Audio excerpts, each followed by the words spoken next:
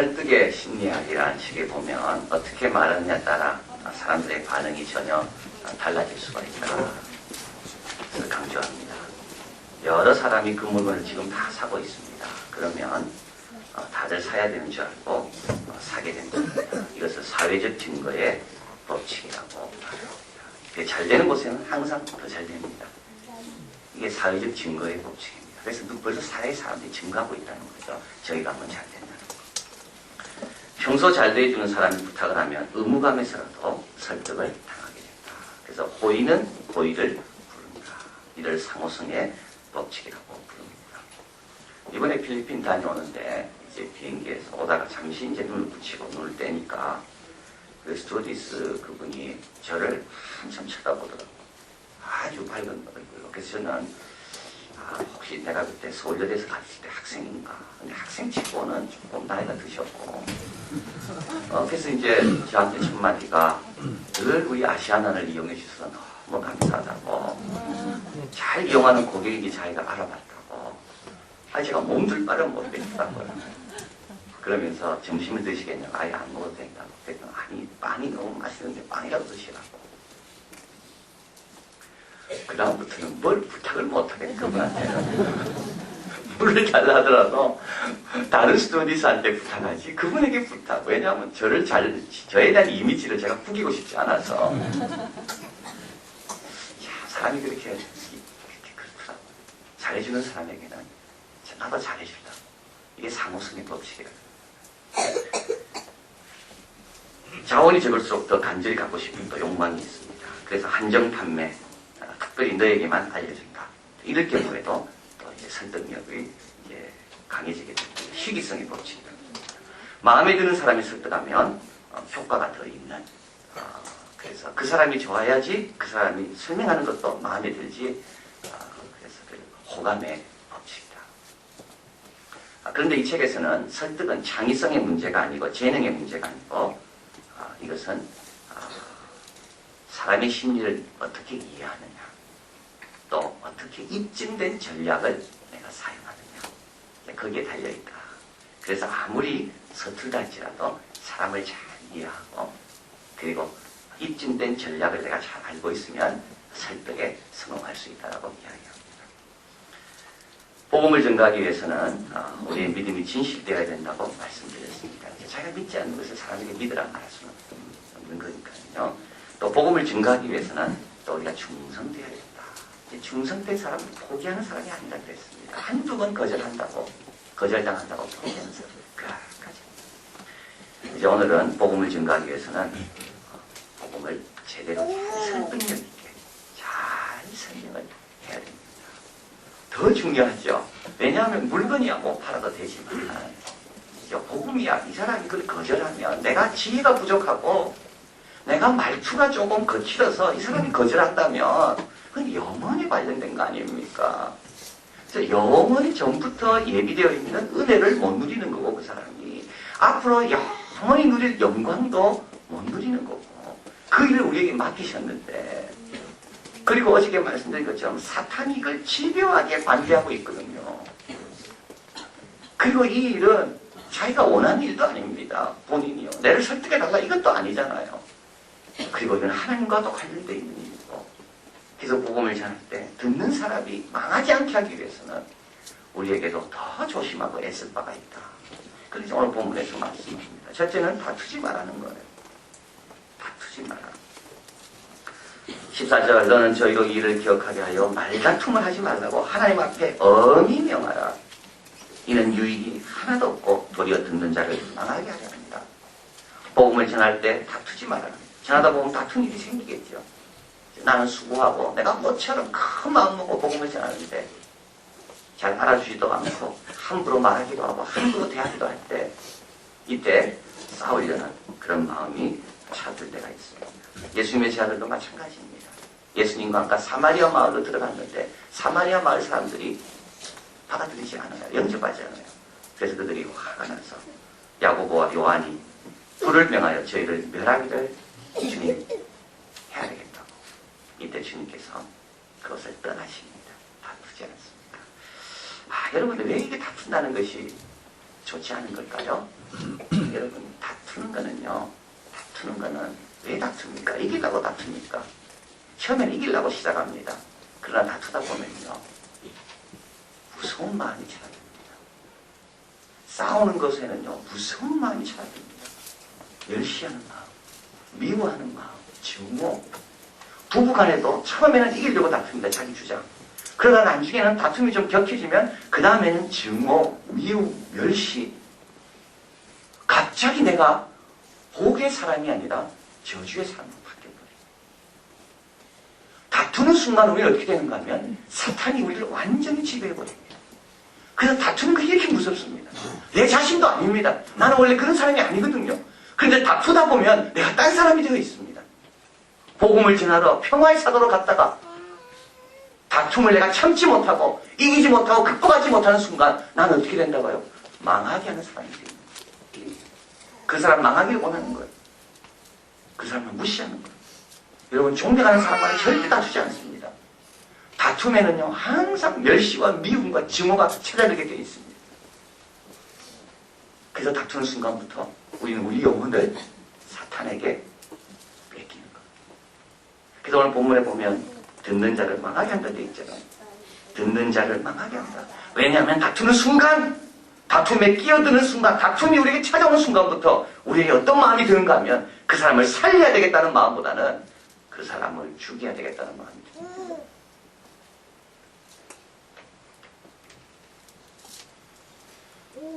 우리 예수님께서 제 아들을 보내면서 이렇게 말합니다. 가는 곳마다 뭘 전하라고요? 처음에 축복을 전하라고 했습니다. 평화를. 이 뜻이 다 있습니다. 너희 빈 평안이 그 집이 받을만 하면 거기에 평안이 머물 것이요.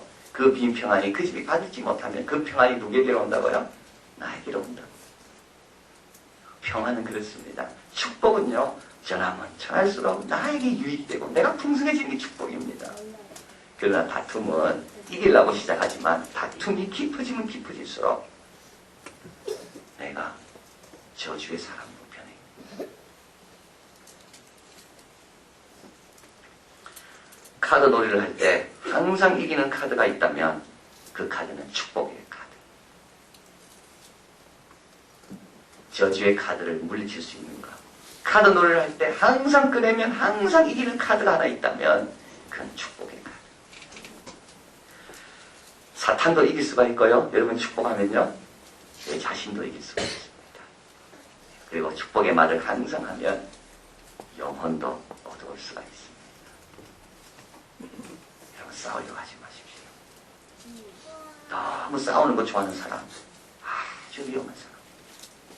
하나님께 쓸 수가 없어요. 두 번째로 오늘 본문에서 복음을 전하려면 말씀을 잘 분별하라고 나와 있죠. 우리 15절 같이 있습니다. 내가 진리의 말씀을 옳게 분별하며 부끄러울 것이 없는 일꾼으로 인정된 자로 자신을 하나님 앞에 드리기를 힘쓰라. 예, 우리 여기 보니까 말씀을 잘 분별하라. 이 분별한다는 말은 존 칼빈에 의하면 식탁에 앉은 아버지가 이제 빵이 딱 있잖아요. 그러면 빵을 자녀들에게, 가족들에게 줄 때 그걸 잘 나누어서 주는 것을 말합니다. 그러니까 얘는 지금 빵을 많이 먹어야 되구나. 그럴 때는 식욕이 얘는 좋고 사춘기고 한참 자랄 때구나. 그럴 때는 빵을 많이 떼주는 겁니다. 얘는 지금 빵을 좀 적게 먹어야겠다. 빵을 적게 떼주는 겁니다. 그래서 아버지가 아이들의 형편 한 명 한 명을 보면서 식탁에 앉은 아버지가 이 빵은 얘에게는 이 정도야, 저 정도야. 잘 나누는 겁니다. 그래서 이 분별한다는 말은 쪼갠다는 말입니다. 우리가 하나님 말씀을 증거하기 위해서는 하나님 말씀을 잘 쪼개서 나눠줘야 되는 겁니다. 가정 문제로 고민하고 있습니까? 그러면 한나의 말씀을 가지고 전해줘야 되는 거예요. 누군 자신감이 지금 없습니까? 할 때마다 두렵습니까? 그리고 모세가 하나님을 만났을 때 내가 너와 함께하리라. 그 모세 이야기를 해줘야 되는 겁니다. 그런데 말씀에 대해서 잘 알고 있지 않으면 쪼개줄 수가 없는 거예요. 이 사람이 필요는 알겠는데 필요에 대한 말씀이 뭔지를 모르니까. 그래서 부끄러운 일꾼입니다. 일꾼은요, 부끄럽지 않아야 되잖아요. 일꾼은 잘 이렇게 일을 할 수 있어야 되는데 또 그 앞에 서가지고는 뭘 어떻게 해야 될지를 몰라. 하나님 말씀을 잘 알아야 됩니다. 그리고 이 설득의 이 심리학이라는 이 책에 보면 이 소개하는 사람의 역할이 얼마나 중요한지 나와 있습니다. 여러분 어디 가서 강연할 때 누가 소개하잖아요. 그 강사를. 그 강사의 소개에 따라서 듣는 사람의 마음이 열리기도 하고 닫히기도 합니다. 이분은 세계 최고의 권위자입니다. 오늘 어려운 길인데 온 겁니다. 여러분 너무 다행입니다. 이러면 마음이 확 열립니다. 근데 이분에 대해서 아무런 사전 정보도 안 줘요. 그러면 마음이 열립니까? 안 열리죠. 이 설득의 심리학은 이걸 권위의 법칙이라고 합니다. 한 부동산 중개업자를 소개하면 그 회사는 성공하는 거예요. 왜냐하면 누가 전화를 하잖아요.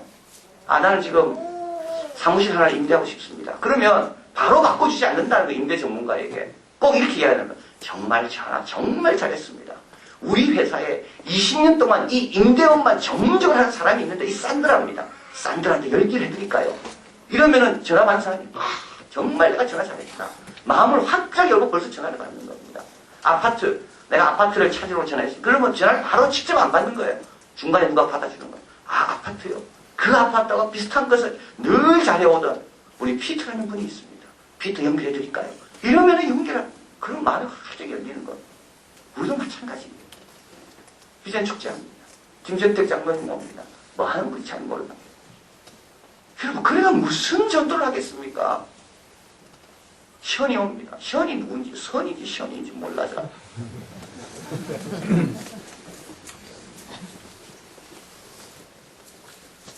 하나님 말씀을 잘 모르면서 우리가 어떻게 사람들 앞에 우리 하나님이 이렇게 좋은 분이라고 중간 중개업자로 우리가 역할을 해야 되는데 그래 하나님 앞에 연결해 줄게. 우리 하나님은 이런 문제에 있어서는 이렇게 해결하신 분이다.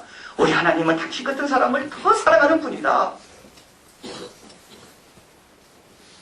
잘 알고 있어야 됩니다. 잘 알고 있어야 됩니다. 여러분 전도하시다가 사업하는 분 있잖아요. 그러면 최우승 장로님 와서 꼭 한번 들어봐요. 그분이 계속 불량품이 나와서 기회가 쓸 때마다 아무리 노력해도 해결되지 않았어요. 그래서 기도원 가가지고 기도원 문 앞에서 너무 답답해서 들어가지도 못하고 그 앞에 꿇어앉아가지고 하나님 앞에 엉엉 울었습니다. 그럴 때 하나님께서 가르쳐주시되 나는 불량품을 만들지 않아. 그러고 나서 내려왔는데 그 다음부터 기가 돌아가는 거예요.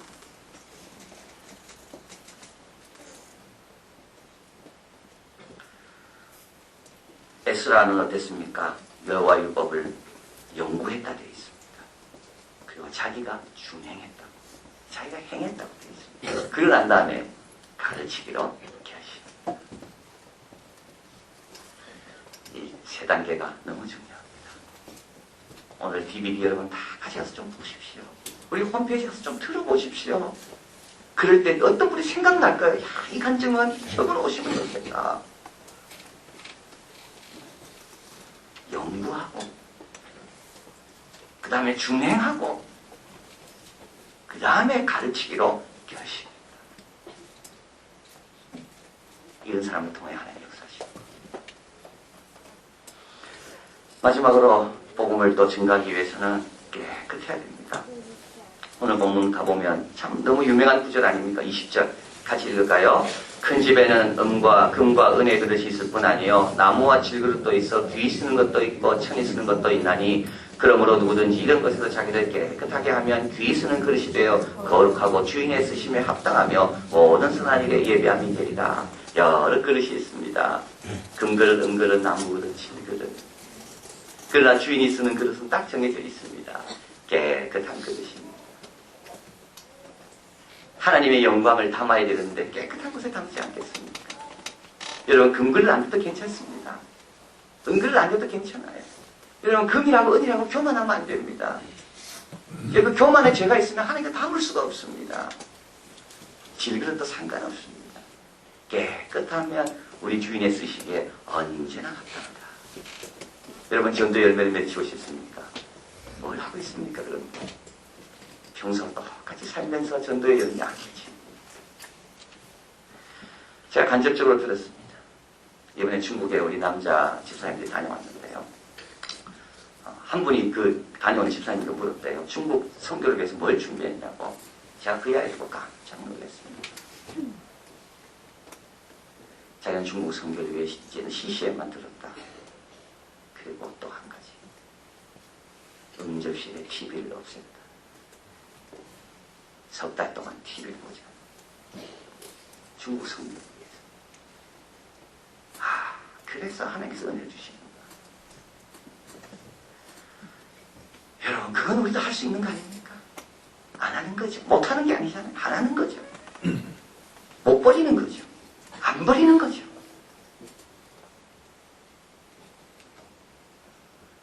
여러분이 전도하시겠다고 낸 명단들을 볼 때 참 제가 마음이 감동이 됐습니다. 야, 이런 이름들. 이제 이번 일주일 동안 그분들이 새벽마다 기도하시고 다음 주부터는 뭘 해야 됩니다. TV를 끈든지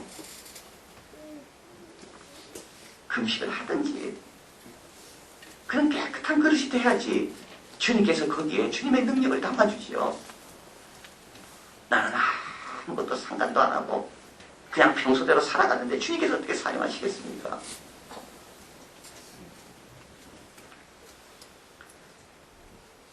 한 분이 말했습니다. 설교는 나의 최선과 하나님의 최선이 합쳐져서 성도들에게 아주 농축된 약으로 제공되는 것이다.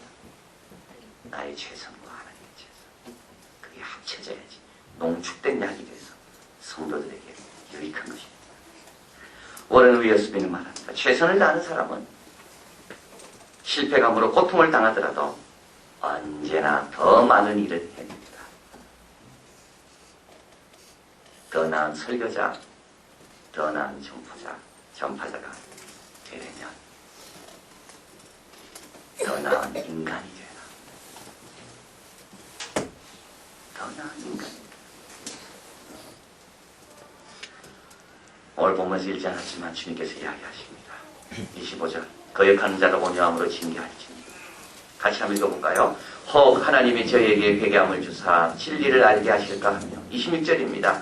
저희로 깨어 마귀의 올문에서 벗어나 하나님께 사로잡힌 바 되어 그 뜻을 쫓게 하실까 합니다. 얼마나 놀라운 역사가 일어날 수가 있습니까? 예, 우리가 깨끗한 것이 되기 위해 자신을 비우기만 하면 혹 하나님께서 저희에게 회개함을 주사 진리를 알게 하실까 하며 저희로 깨어 마귀의 올무에 벗어나 하나님께 사로잡힌 바 되어 그 뜻을 쫓게 하실까? 우리가 어저께 그저께 계속 듣는 귀한 말씀에 강조가 하나가 있습니다. 그건 뭐냐면 한 영혼이요 창세전부터 예비된 축복이 그에게 있다는 말이고, 어저께는 뭘 들었죠? 영원히 누릴 영광이 그에게 있다는 말이고, 오늘은 주님의 뜻을 쫓을 수 있는 그런 기회와 가능성이 영혼들에게 있다는 말이죠. 그러니까 우리가 얼마나 더 노력해야 될까요? 우리가 더 얼마나 애써야 될까요? 3,000명, 5,000명씩 회개하고 돌아온 게 그냥이 아닙니다. 120명의 성도들이 마음을 같이하여 힘을 다하여 기도했기 때문에 주님께서 3,000명, 5,000명 역사를 이룬 겁니다. 모세가 그냥 백성들을 구원한 게 아닙니다. 40일 동안 금식하며 기도했기 때문에 모세가 백성을 구원한 겁니다. 여러분, 모세는 입이 둔한 자였잖아요. 설득하기에는 최고로 안 좋은 조건, 입이 둔한 자였어요. 그럼에도 불구하고 그가 하나님 앞에 자신을 온전히 드릴 때 하나님께서 그를 사용하셔서 많은 종들을 하나님의 백성 될 수 있도록 역사하셨다. 여러분, 살리는 거요 쉽지 않습니다. 살리는 소음이 있습니다. 그러면 오늘부터 내가 그걸 위해서 어떤 일을 해야 될까? 그래서 내가 말씀을 좀 정리해보자. 내 평생 하나님께서 주신 말씀, 내가 지금까지 들었던 말씀을 좀 한번 정리해보자, 이번 기회에. 그리고 늘 축복만 전하는, 그럴 때 우리를 통해서 입술이 둔한 모세를 통해 백성이 구원하는 것처럼 우리를 통해서도 주님께 돌아오는 놀라운 역사가 일어날 줄 믿습니다. 기도하겠습니다.